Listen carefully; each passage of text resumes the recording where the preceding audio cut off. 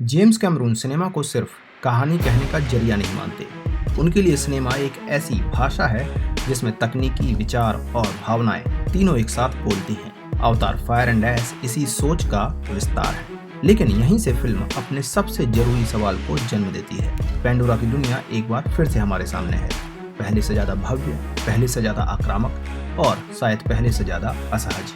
इस बार James Cameron हमें सिर्फ प्रकृति की सुंदरता नहीं दिखाते, बल्कि यह सवाल पूछते हैं कि जब पीड़ा और हिंसा प्रकृति की रक्षा के नाम पर होने लगे, तब नैतिकता कहाँ खड़ी होती है। फायर और ऐश यहाँ सिर्फ एलिमेंट नहीं है। फायर क्रोध, उपनिवेशवाद, बदले की मानसिकता और ऐश विनाश के बाद बचा हुआ खालीपन, गिल्ट और ट्रॉमा को दर्शाती है।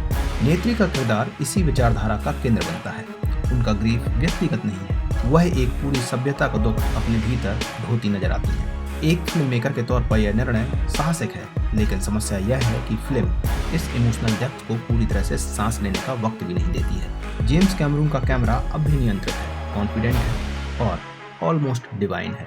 हर फ्रेम विशाल है, हर मूवमेंट सोच समझकर की गई है और हर एक्शन सेट पीस स्पेक्टिकल बनने के लिए डिजाइन किया गया है। लेकिन यही फिल्म एक गलती करती है। फिल्म हर एक भावना को जोर से कहती है, जबकि कुछ भावनाएं सिर्फ खामोशी में असर करती हैं। एक निर्देशक की नज़र से देखें तो कई जगह रिस्ट्रेंट ज़्यादा ताकतवर हो सकता था।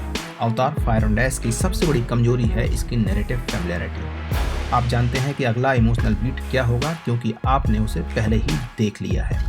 जेम्स कैमरून के पास कहने के लिए अब भी बहुत कुछ है, लेकिन वह नई सिनेमैटिक ग्रामर में नहीं, बल्कि उसी सुरक्षित अवतार स्ट्रक्चर में कहते नजर आते हैं।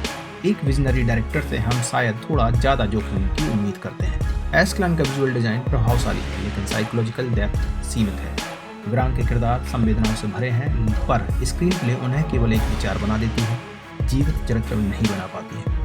एक फिल्म मेकर जानता है कि जब एंटागोनिस्ट की आइडियोलॉजी पूरी तरह से समझ में आती है, तभी कॉन्फ्लिक्ट सच्चा लगता है। इस फिल्म में इसकी कमी साफ साफ महसूस होती है। अवतार फायर एंड ऐश एक शानदार सिनेमैटिक एक्सपीरियंस है। यह फिल्म थिएटर में देखने के लिए ही बनी है, लेकिन यह स्टोरी टेलिंग के स्तर पर कोई नए झंडे नहीं गाड़ती है।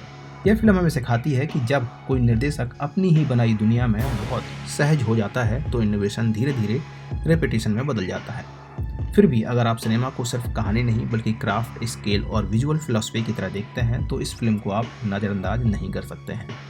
अगर आपको ये वीडियो अच्छा लगा हो तो प्लीज़ हमारे चैनल को सब्सक्राइब करें, वीडियो को शेयर करें। Thank you very much. मिलते हैं अगले वीडियो में।